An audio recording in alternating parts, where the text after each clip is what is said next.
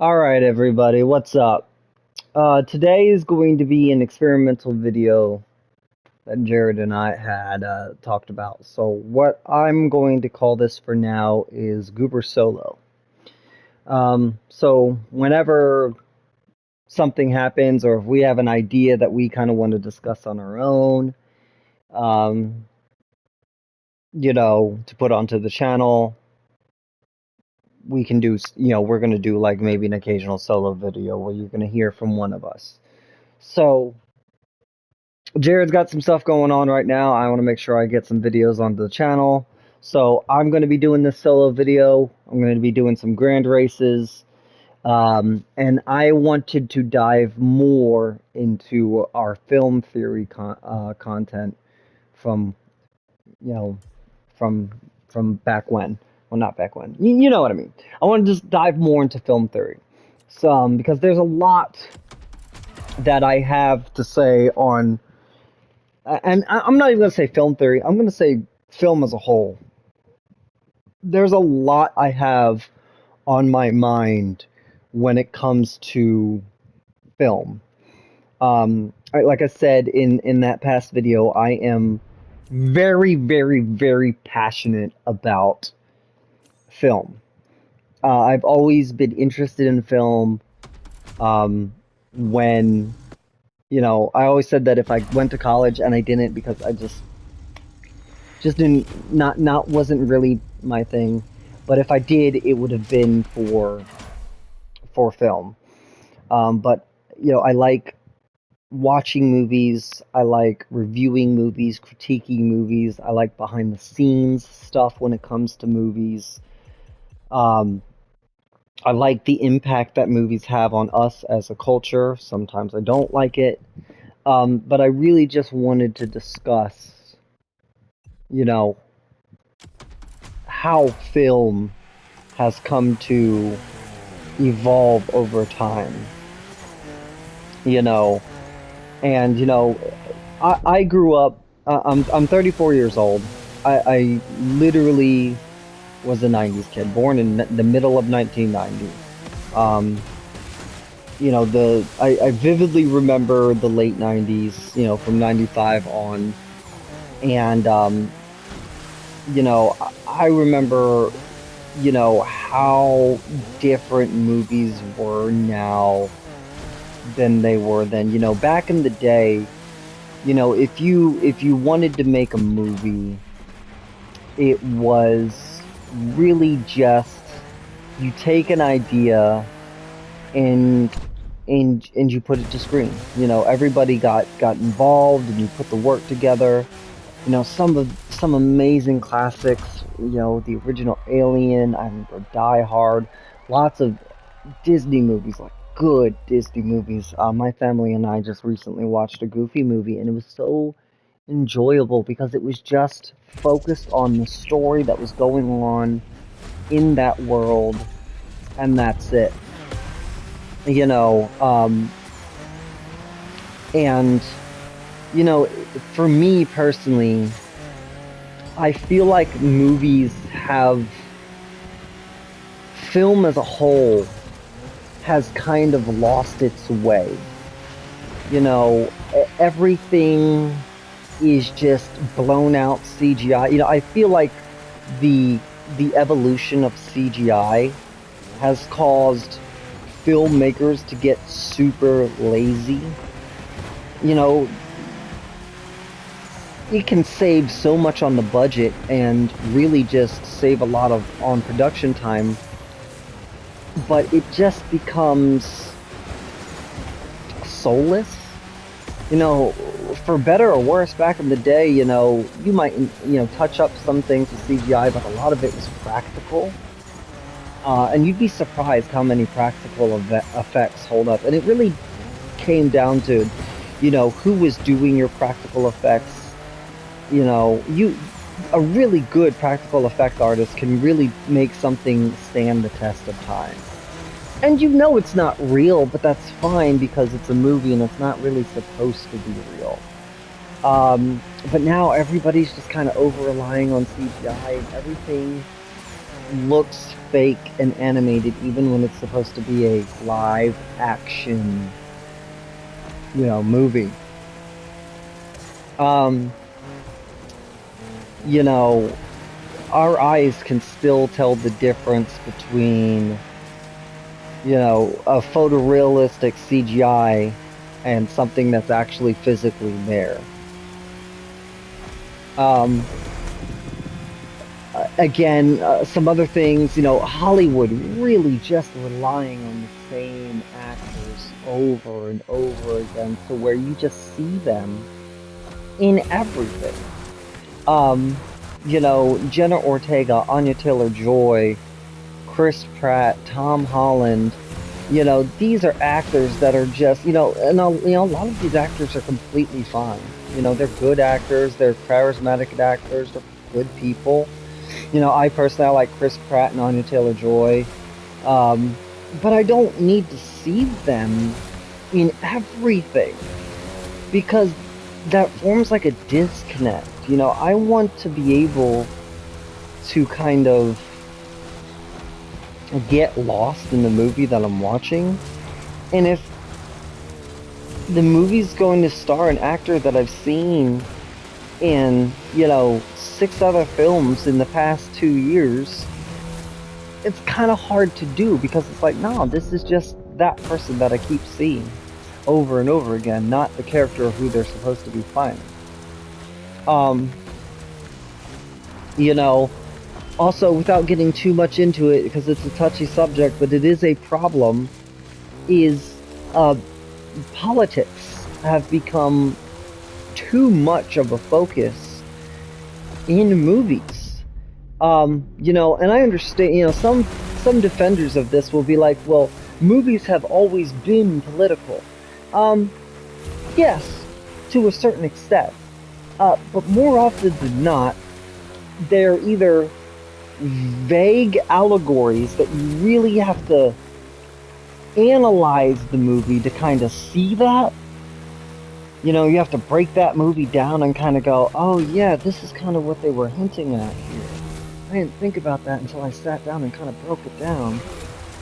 Or they were focused on the politics of the world that they had, like like the Star Wars prequels. They were focused on their politics, the politics of the world of Star Wars, which is not the same as the politics of our world. But now, every single movie that comes out, regardless of what that world, the world of that movie is, or has been established to be in the past, now all these movies need to focus on our politics in the real world. And that feels silly because and it's not a subtle allegory either where you have to break it. It is blatant in your face with directors and writers and actors stating clear as day, we wanted to use this as a means to push what we believe we need to push. And that's completely unnecessary. If I'm watching a Marvel movie or a Star Wars movie or a horror movie, I don't need to be thinking about the political landscape I'm currently dealing with in the real world. I need to be considering what's going on in the world of the movie I'm currently watching and how it pertains to the story they're currently trying to tell me. And it doesn't matter whether or not it's something I believe in or not. It just doesn't need to be the focus of what this movie is. So and it's really affecting some absolute titans. The biggest company that it's affecting is Disney. Last year Disney lost, and I can't remember the number, but billions and billions of dollars in bomb after bomb after bomb after bomb.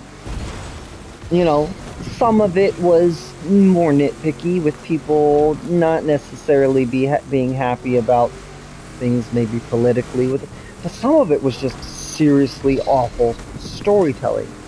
As a 90s kid, if you told me that Disney would just be pushing shitty movie after shitty movie after shitty movie back to back to back in 1 year alone, I would laugh and call you insane.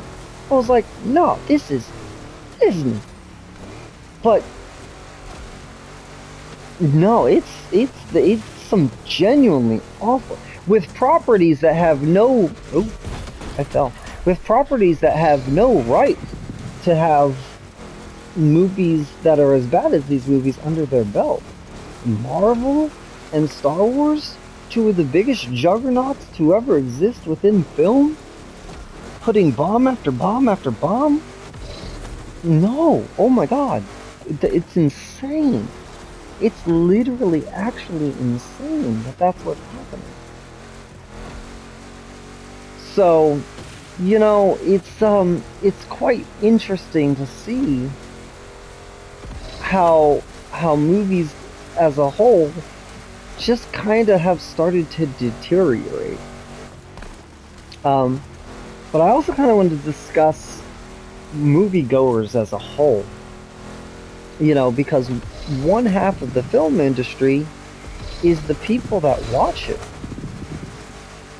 And fifth place, not bad. You know, we as a society have also begun treating the film industry differently.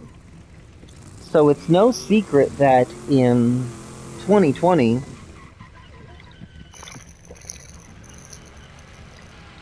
taking a drink, talking is hard sometimes. In 2020, you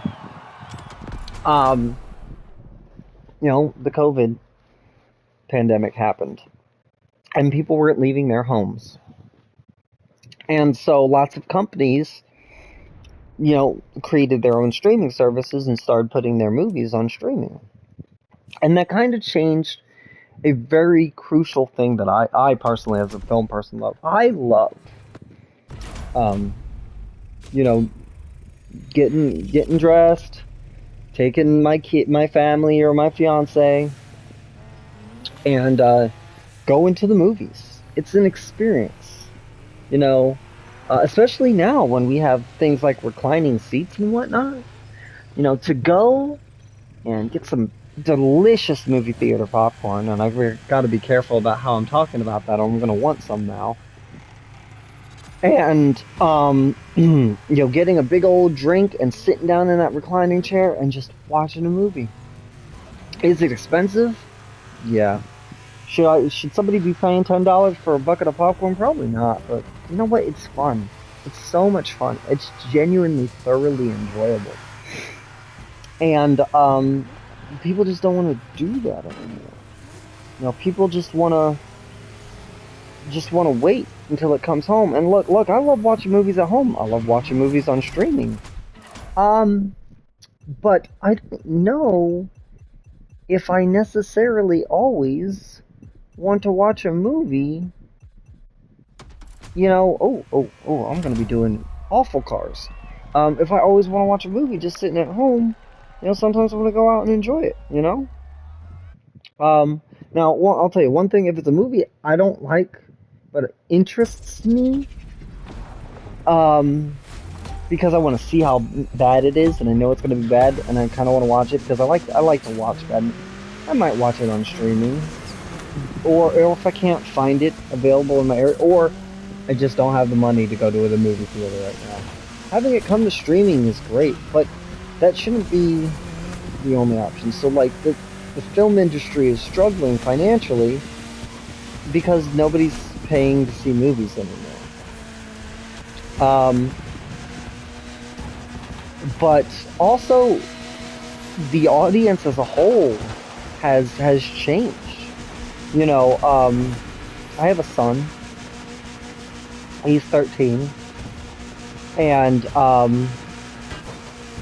you know, when I was his age, I love to sit in front of the TV, dig through the DVDs or VHSs we have. Yes, I'm old. For those of you who are like 20 or younger, a VHS is a, you know, plastic rectangle where there's physical film inside and you watch the film. Um, but you know, I would sit in front of the TV. I would put, you know, put the VHS or DVD in, and I would just watch movies. I would, and if I wasn't watching cartoons on cable, kids these days don't really want to do that. You know, film has become an adult hobby. You know, watching movies has become is something that, you know, adults, and when I say adults, I mean like people 30 or older do. You know, kids will watch movies if their parents are watching movies. You know, like, oh, mom and dad are going to the movie theater, I'll go. Or mom and dad are watching a movie, so I'll watch that movie with them. But they don't actively seek out movies on their own. And it's crazy to see that. You know, they'd rather watch their short form content like TikTok or their favorite YouTuber. And while I'm somebody who loves watching YouTube, I also will pop in a movie and watch a movie sometimes. So you know, it's crazy. You know, you get to the point where, you know, you're trying to market a movie to kids, and you really can't, because kids really aren't interested in it unless it's something their parents are doing with them. So you know, film is,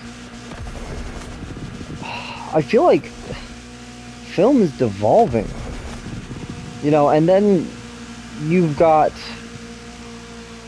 you know, movie studios ran by people probably 50 or older, desperately trying to understand the world they currently live in so they can market their movies. And they're not really always able to get the outcome they thought they had.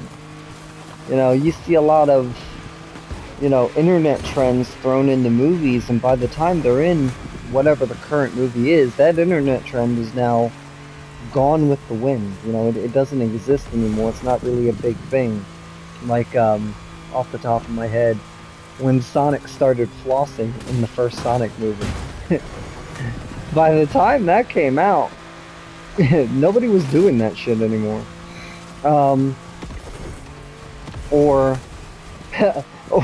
Or Colleen Barringer being in in Wreck-It Ralph, Ralph Breaks the Internet. That didn't age well. Good job, Disney. So yeah, it's just it's crazy. You know, and then film critics, God. Film critics getting torn apart for pointing out inconsistencies or flaws or poor storytelling in a movie, and being called haters when they're literally the exact opposite. Look, if you're criticizing something, it's because you care. Now, hear me out on this. If I didn't like something, then I wouldn't have, you know, then I wouldn't care. You know, I'd be like, oh, you know, that's whatever. You know, I don't care what they do with blank. It's fine. Like, I don't know, for me, I don't like, I'm not a big football person. So whatever happens in the world of football, I don't care. You know, it's like somebody says, oh my God, did you hear what happened with what game? I don't care. I don't like football. I don't have an opinion of it, so I don't care what happens. But if I like something, I'm going to be open to criticizing it because I want that thing to be better. So, you know, I expect better from that thing. And so I'm going to be like, yeah, I don't like that they're doing this because I want this to be better. Because I enjoy it and I want to enjoy it. And wow, y'all motherfuckers don't know how to drive. We're on a curve. Welcome to the Crew Motorcast.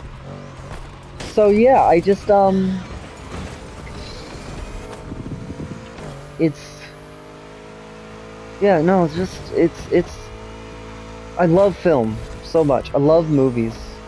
I love watching movie reviews. I love giving my opinions on different movies. There's so many franchises out there that have shaped and sculpted me throughout my life, both as a kid and as an adult. I keep discovering new things I love in film every day.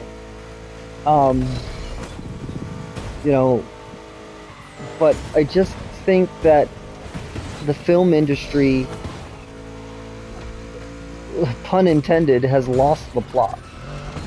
You know, they don't know what they're doing anymore. You know, film has lost its way.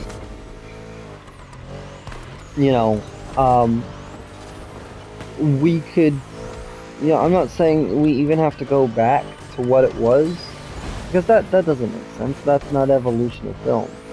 But if we can acknowledge that, get to the point where we can be comfortable with ourselves and acknowledge that this isn't working, and that it's okay, it's not working, and that maybe we need to figure out how to make it work. And not that it's okay that it's not working. I don't mean like it's not working, keep doing what we're doing, but that it's okay that we know that it's not working. It's like, okay, it's not, let's not be offended because we're pointing out that it's not working. Let's acknowledge that it's not working and see what we can do to fix it. And I don't necessarily have all the answers because, you know, I'm not in the film industry. I am just a consumer observing what is going on with the film industry, and I'm able to point out the flaws with it as a consumer. But that's what people within the film industry do. They need to hear these critiques and understand that, yes, while there's a small minority of people who are okay with where things are going now, the vast majority is not. That's why movie franchises that have no right to bomb are bombing, and why I'm gonna use random cars this time, and why you know, people are being so vocal about what's wrong with movies now. So if people can get to the point where we can try to figure out what we can do to fix this, I think it's going to lead to a lot better situation as a whole with where we can go with films as a whole. Sorry, I'm trying to focus on. I'm just gonna pick some weird shit. Yeah, I haven't done ID buggy. Oh god, no. Hang on, give me just a second. I'm trying to figure. I'll do the 488 Vista. Why not? So yeah, you know, you know, figure out, you know, over the course of the next 5 years or so, what we can do to make film kind of evolve a little bit more and kind of fix where we are in the industry. You know, and there's still really good movies coming out, you know, every year. Um, you know, I love the Scream movies. And the last two Scream movies, 5 and 6, were so enjoyable. You know, you know, and even then, you know, Marvel every once in a while puts out something pretty good. A lot of people like Deadpool and Wolverine. I'm not a big Deadpool fan, but it did really good. You know, the John Wick movies are consistently bangers every time they come out. But I think the idea needs to be to stop chasing money and chasing trends and focus on just telling a good story. You know, focus on characters. Focus on writing. You know, not what your agenda is, but a good story based on this fictional world that you are writing about, not the one we live in now. And really just try to make compelling films. Um, and don't take the easy way out. You know, put your blood, sweat, and tears in it. You know, if it can be done with practical stunts and effects, maybe touch it up with a little bit of CG. You know, if you can go on location to shoot it, maybe it'll cost a little bit more. But if you do all these steps, like I said, focus on a good writing, telling a good, compelling story within the world of this universe. Not this universe, not our universe, but the universe of the movie. And spend that little extra on those practical effects. Your box office numbers will cover those costs. You know, and you'll be surprised. You'll be absolutely surprised. So, I don't know if this is going to be one of our traditional hour-long videos, because this is just me talking, and my voice is already starting to hurt. I'm not tired. That's just what I do when I talk a lot. But yeah, I really believe that I have such a passion for this industry, and I really just I don't want to see this industry struggling like it has recently. But I'm hoping that with time, you know, the industry will stop making the same mistakes over and over again and expecting it to work. And just start trying to change the pattern in some way, and try something else. You know. But yeah, with that, I think what I'll do now is we'll wrap up this race. I'll react to it. I might get a little quiet, and then I will, after we wrap this race up, we'll see you on the next episode of the Goober Brothers. So let's get this race out of the way. I haven't used this ID buggy in forever. I'm not meaning to honk my horn. I'm in 12th, and I expected that because I'm not using meta cars. This game has a meta where if you don't use the cars that are the best, you will lose. And I am using a genuinely terrible vehicle. It's an electric buggy, like what it was I expected. But I don't want to make boring content for you guys. I'm doing the same thing over and over again. Oh, there we go. Down in the hyper. Oh, don't hit the trees, don't hit the trees. Okay.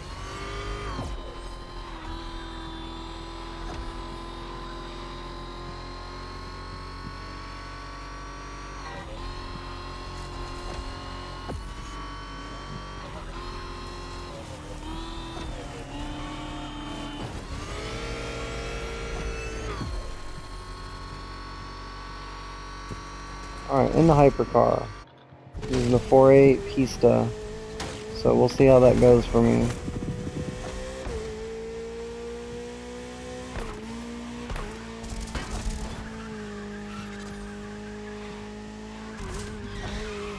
Fuck. Okay, we're good, we're good.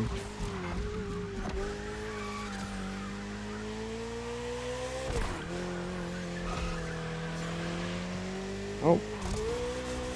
Nagara. Oh, sorry, sir.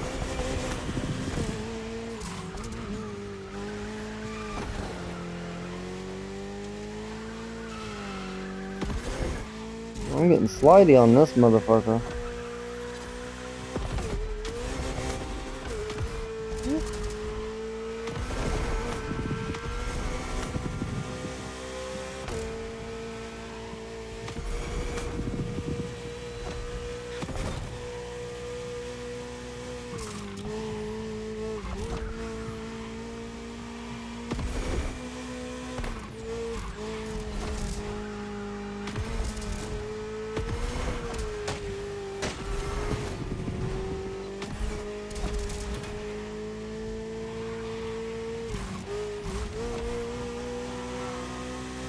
Oh, 30 seconds left.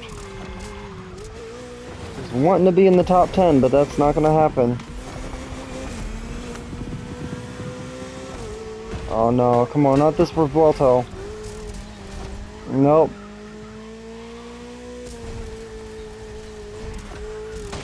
Nope. Nope. Oh, boo. Oh, he f***ed himself up bad when he hit me. Alright. Oh!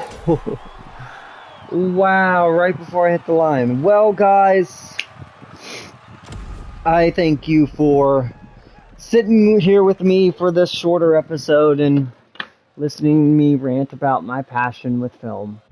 Hopefully this will tide you guys over until the Goober brothers can make another longer length video, but this week and weekend has been chaotic. So, with that, I leave y'all to it. Have a wonderful day. Don't do anything I wouldn't do. Peace out.